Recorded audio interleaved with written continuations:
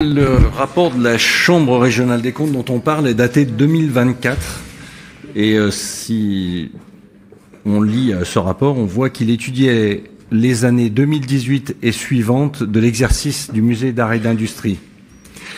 Il était dit que la Chambre conseillait effectivement de développer les partenariats et mécénat. Vous nous expliquez avoir fait quelques prêts à d'autres musées depuis 2021, mais là n'est plus la question. La Chambre a étudié ces périodes et a dit qu'il fallait développer ces partenariats et mécénats. Là, vous dites, on continue sur notre lancée. C'est un peu comme si on disait à un élève de 3e, tes notes étaient moyennes depuis la 6e, tu peux faire mieux. Et que l'élève de 3e réponde, j'ai été bon, mes notes étaient moyennes, tout va bien, on continue comme si rien ne changeait. Bref. La Chambre demande à la ville de faire mieux et plus. Mais la Chambre demandait surtout des partenariats, des mécénats, notamment privés. Aller au-delà simplement du don d'œuvre. Là, vous ne répondez pas réellement et complètement à cette question pour nous.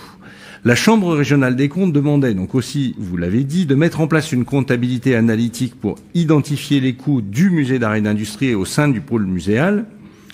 Votre réponse est « on ne change rien, ce qu'on fait suffit ». Là encore, je reviens à ma parabole, le professeur demande à l'élève de faire mieux et l'élève, chasse au béné, répond « j'en ai déjà bien assez fait ». Quand la Chambre vous demande de mettre en œuvre un plan de sauvegarde des collections, vous répondez « on a fait des réunions, on a écrit un plan de sauvegarde ». Là, vous commencez à dire un peu plus de précision en disant « fort bien, mais quand sera-t-il réellement mis en place et en pleine effectivité pour la sécurité et la sauvegarde de la totalité des collections ?»